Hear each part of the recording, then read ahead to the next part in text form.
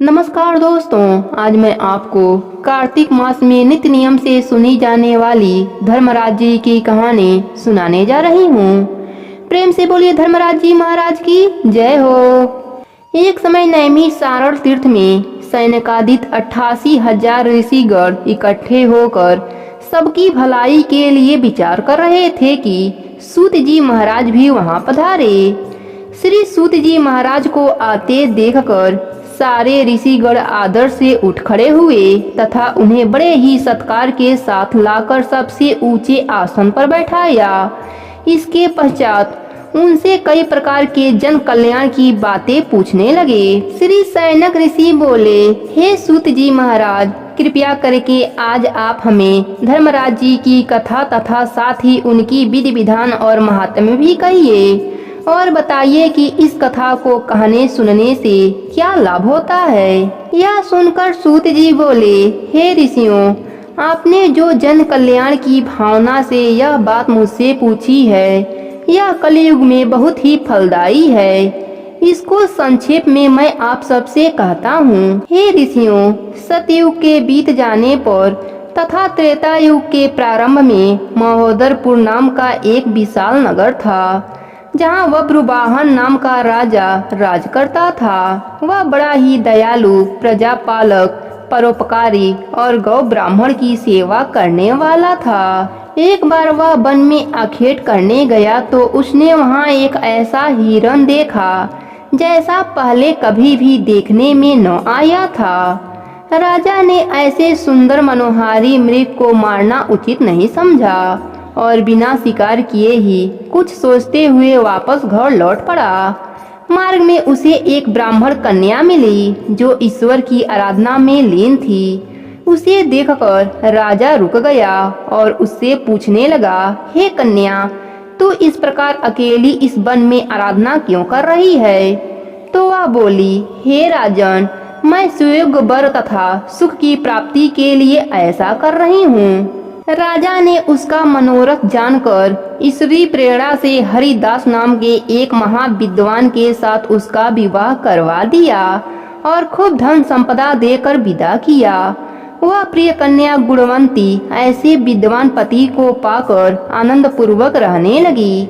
हरिदास ने भी गुणवंती को सभी देवताओं की आराधना तथा भक्ति के मार्ग बतलाए, पर धर्मराज जी की आराधना एवं भक्ति का मार्ग नहीं बतलाया। वह अपने जीवन में बड़ा ही श्रद्धा से एकादशी का व्रत करती हुई अपने शक्ति के अनुसार दान भी करती रहती थी और अतिथि सेवा से कभी भी विमुख नहीं रही। इस प्रकार धर्मपरायण व्रत अवस्था में वह मृत्यु को प्राप्त हुई।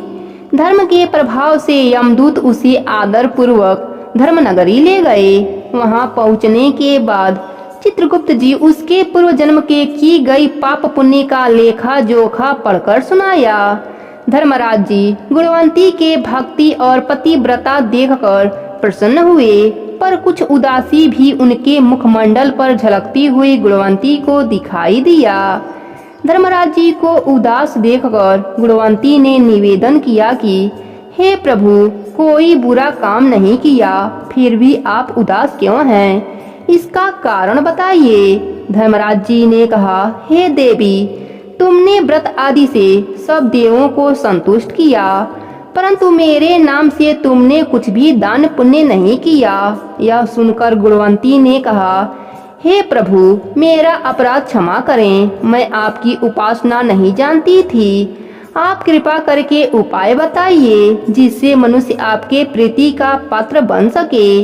यदि मैं आपके भक्ति मार्ग को आपके मुख से श्रवण कर वापस मृत्युलोक में जा सकूं तो आपको संतुष्ट करने का उपाय करूंगी।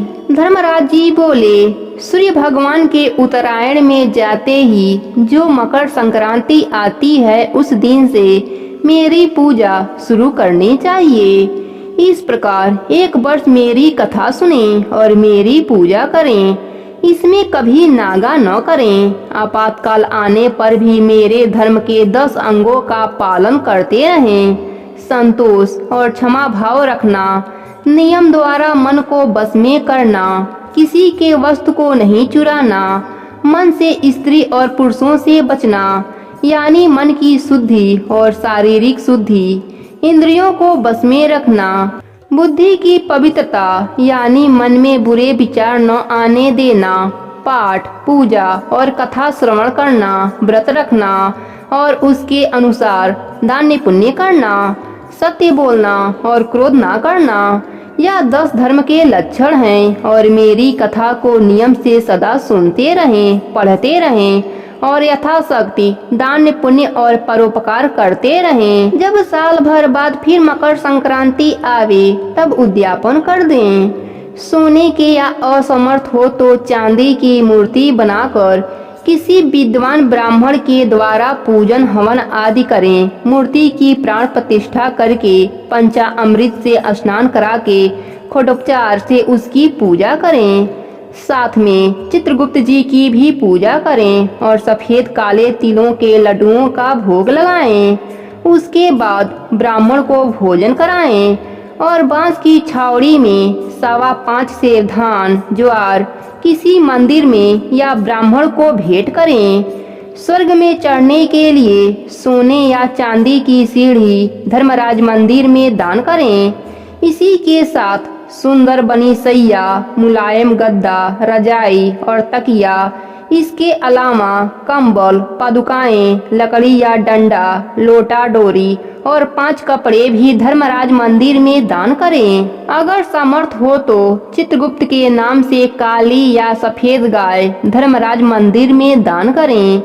गुणवंती ने धर्मराज जी से प्रार्थना की, हे प्रभु, यदि ऐसी बात है तो यमदूतों से मुझे छुड़ाकर फिर संसार में भेज दीजिए, जिससे मैं आपके कथा का प्रचार कर सकूं। भगवान धर्मराज जी ने गुणवंती को भूलोक पर वापस जाने की अनुमति दे दी। उसी समय उसके मृत्यु शरीर में हलचल हुई और उसके पुत्र कहने लगे, हमारी माता जीवित हो गईं। इसके बाद गुणवंती ने अपने पति और पुत्र आदि को सारी बातें बताई जो धर्मराज जी ने मनुष्य के कल्याण के लिए कहे थे। गुणवंती ने मकर संक्रांति से विधिवत धर्मराज जी की पूजा और कथा आरंभ कर दी। साथ ही दान पुण्य कर्म आदि भी करने लगी। इस प्रकार गुणवंती साल भर कथा सुनकर धर्मराज जी के 10 अंगों का पालन करके पुनः मृत्यु उपरांत वापस स्वर्ग में गई। तब देवताओं ने गुणवंती का आदर किया और सदा स्वर्ग के भोगों को भोगो ऐसा आशीर्वाद दिया। इतना कहकर सूत जी बोले, हे ऋषियों, जिस घर में स्त्रियां इस व्रत को धारण करती हैं और इस कथा को कहती हैं, उस घर में सभी प्राणी धर्मराज जी के दरबार में निर्भयता के साथ जाते हैं। उन्हें धर्मराज जी के दूत रास्ते में कुछ भी कष्ट नहीं देते हैं तथा धर्मराज जी भी प्रेम पूर्वक उसका लेखा जोखा लेते हैं तथा पापों के क्षय का उपाय भी बताते हैं। अतः जो भी इस कथा को विधि पूर्वक कहते या सुनते हैं, उन्हें मृत्यु के उपरांत यमराज के दूत कष्ट नहीं पहुंचाते और उन्हें गरुड़ पुराण में बताए हुए धर्मराज जी की पुरी के मार्ग में जाने से भी कष्ट नहीं होता। इस तरह के प्राणी सहज ही में वैकुंठ को प्राप्त हो जाते हैं, इसमें कोई भी संदेह नहीं है। धर्मराज जी की यह कथा पढ़े सुने चितलाए, दोनों लोक आनंद मिले, सुख संपत्ति बहु पाए।